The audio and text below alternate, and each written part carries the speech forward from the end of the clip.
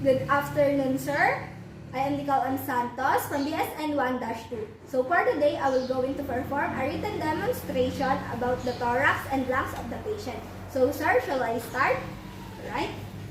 Good afternoon, sir. I am Nicole M. Santos, a student nurse from Wesleyan University, Philippines. I will take care of you starting 1 p.m. to 8 p.m.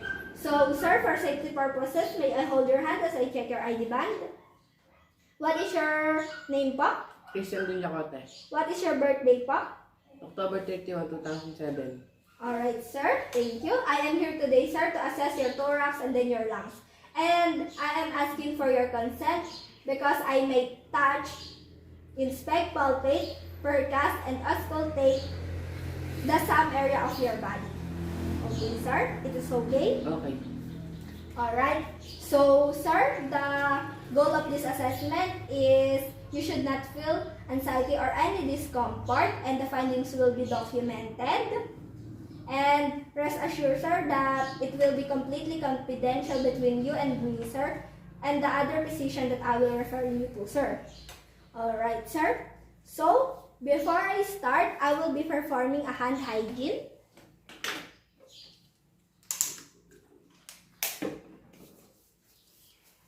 And make sure the door is closed for the patient's privacy. So now, sir, I am asking po if you can take off your clothes for me to be able to do the procedure po.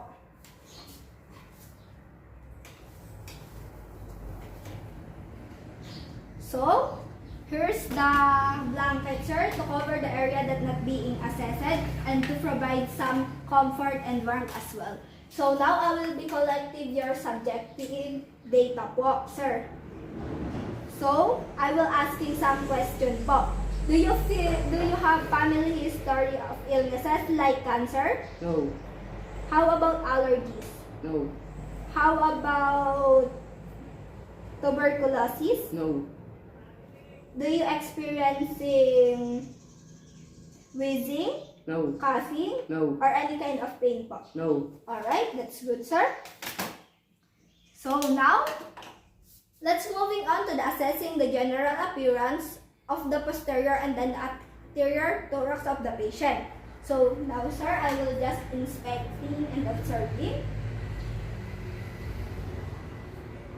Okay. I haven't seen any abnormalities in the posterior and then the anterior thorax of the patient. The skin color is brown and it is generally uniform color except to the areas that exposed to the sun. There are presence of hair and moles, and there are no scars, wounds, or even skin breakage. So now let's moving on to the assessing the posture and shape of the thorax. So sir, in this procedure po, I want you to inhale then exhale po. Inhale and then exhale. Inhale, exhale. Okay, the patient has a good posture and the thorax shape is dome and it is symmetrical, and the anterior posterior diameter and as well the transverse diameter is 1:2 ratio. So now I will be palpating for its lumps, masses, or even the area of tenderness. So before I'm going to palpate the patient, I will be wearing a gloves.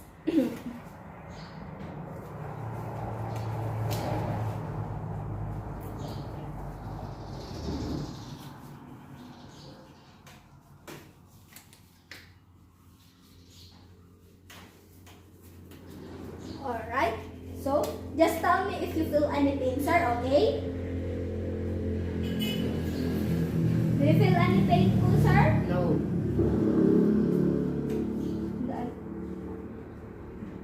Do you feel any pain po, sir? No. Alright. The patient is free from the lumps, masses, or even the area of tenderness or swelling. So now let's moving on to the assessing the scapula of the patient. So, sir, in this procedure po, I want you to close your arm like this po so I can inspect and palpate it accurately. So, do you feel any pain po? No. Okay. The scapula of the patient is symmetric and not protruding. And the shoulder and scapula are at the equal horizontal position, and there are no presence of tenderness or even bone dislocation. So now, let's moving on to assessing the intercostal space and movement of the patient. So in this procedure, sir, could you inhale then exhale for me once again, sir? Inhale. Exhale. Inhale. Exhale. Okay.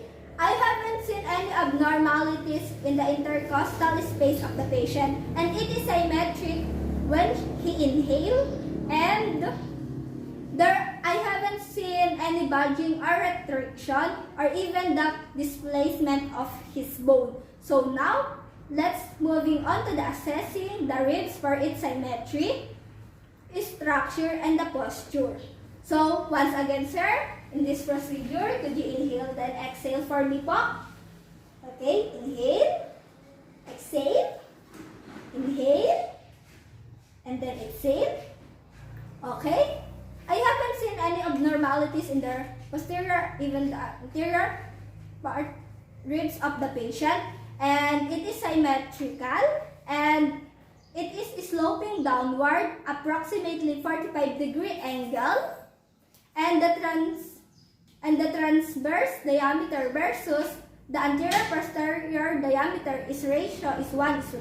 By the way, sir, the reason why I'm going the ribs assessment is to detect if there are deformities such as chest barrel. Okay, sir? So now, I'm going to check the temperature of the patient using the dorsal part of my hand.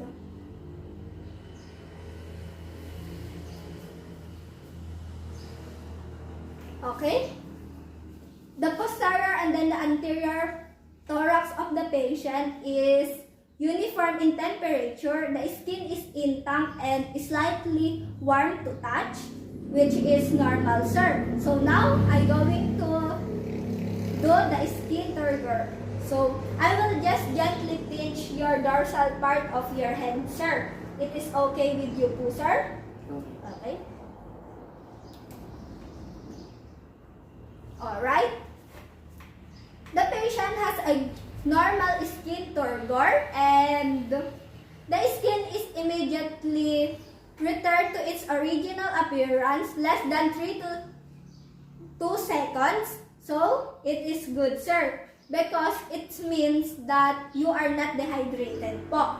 So, now let's moving on to assessing the internal alignment po, sir. So, in this assessment po, sir, could you please stand up?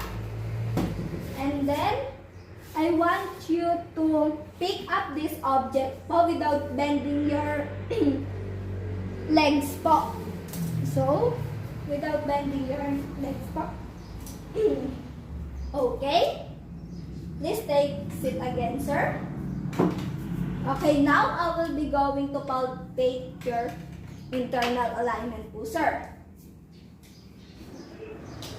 Okay.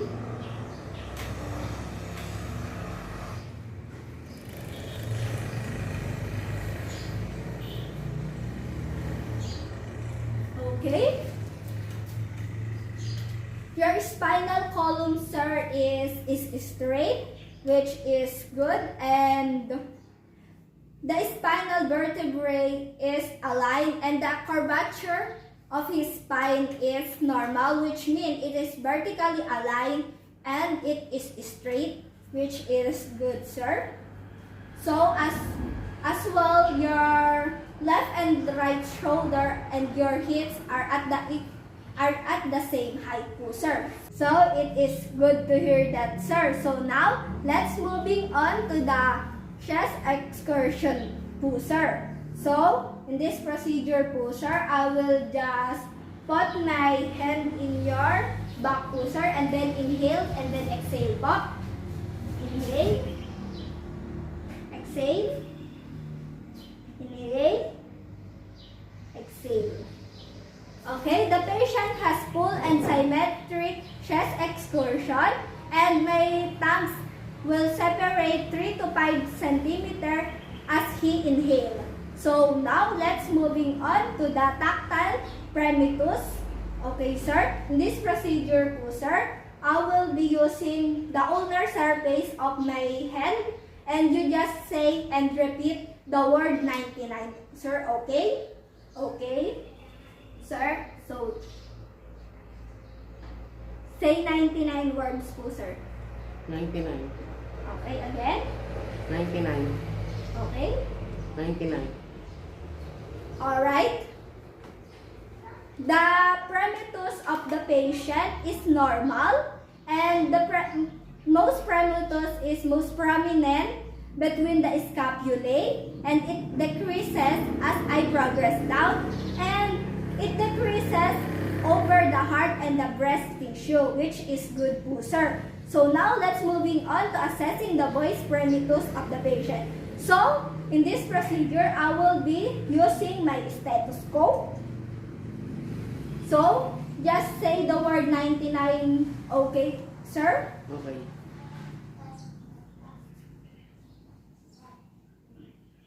Okay, say the word 99. 99. 99. 99. Okay. 99. Okay. The voice premitus of the patient is normal, and the sound or the word stated is heard by muffled or indistinguishable, which is good, sir.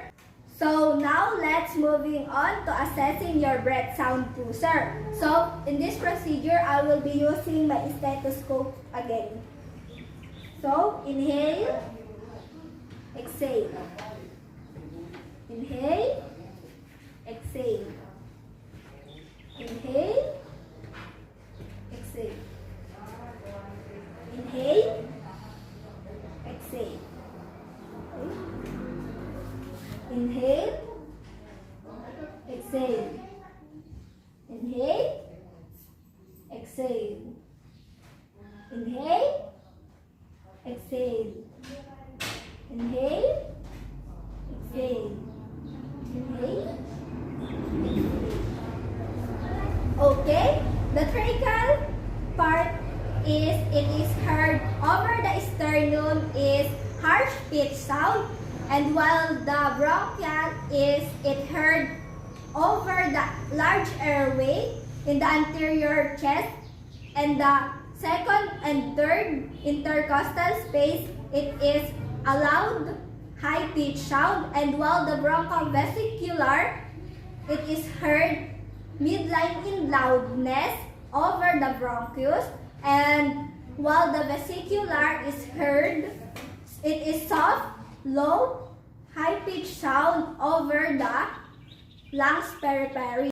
So now let's moving on to assessing the chest wall of the patient. We will be percuss the chest wall. So in this part, I will be using the middle finger of my hand, and I will just remove my gloves. So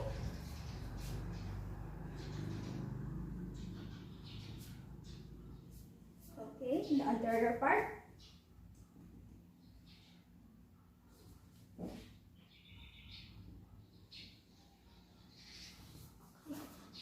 There are no abnormalities in the chest wall of the patient. The lungs of the patient is heard, it is resonant, while the scapula and ribs is heard by flat, and while the liver is heard by dullness. So that's all for today, sir. Thank you for your fully cooperation with me. So the assessment is end. Thank you.